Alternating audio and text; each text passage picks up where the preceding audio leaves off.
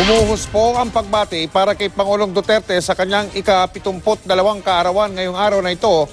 Paano naman kaya nagdiwang ng kanyang birthday si Pangulong Digong? Tinutukan po yan ni Joseph Moro.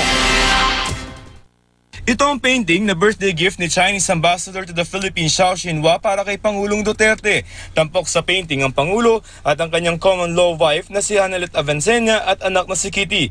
Hango raw ito sa isang litrato. Bukod dito, may isa ring malaking painting ng tandang na ibinigay sa Pangulo. Ibinigay sa Pangulo ang mga regalo kasabay ng pulong ng Pangulo kay Xiao kagabi.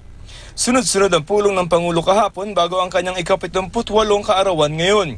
Pinulong din ng Pangulo si American Ambassador to the Philippines Sung Kim, as in the Labor Secretary at Government Peace Panel Chair Sylvester Bello III at Presidential Peace Advisor Jesus Dureza, bago tumulak ang dalawa sa ika-4 na round ng peace talks sa Communist Party of the Philippines. Secretary Bebot and I already had personal greetings already relayed to him. At meron kaming gift sa kanya. Pero secret yun. Wala.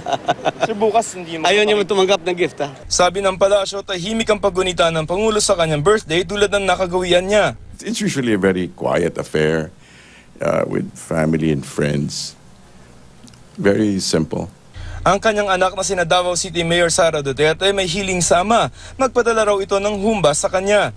Si Davao City Vice Mayor Paulo Duterte ang mensahe, salamat daw sa pag-aalay ng ama ng buhay para sa Pilipinas. Suportado daw nila ito. Sabi ni Special Assistant to the President Bongo, nagpapahinga lamang daw ang Pangulo. Binisita siya ng kanyang mga apo kanina. Sa mga litratong ito, kitang-kita na tuwang-tuwa ang Pangulo na nasa kwarto lamang niya.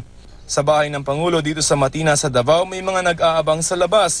May mga bisita ring dumarating. Bumati na rin sa Pangulo ang ilang opisyal ng gobyerno. We pray that the God Almighty sends His angels and spread their wings over Him to spare Him from any injury, any disease, any accident.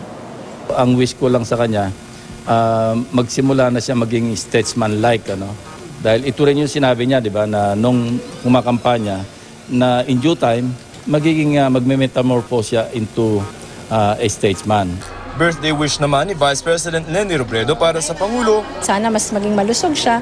Saka syempre, para na din sa kapakanan ng buong bansa, wini-wish natin yung maging matagumpay yung kanyang pamumuno. Mula rito sa Davao, Joseph Morong, Nakatutok 24 Oras.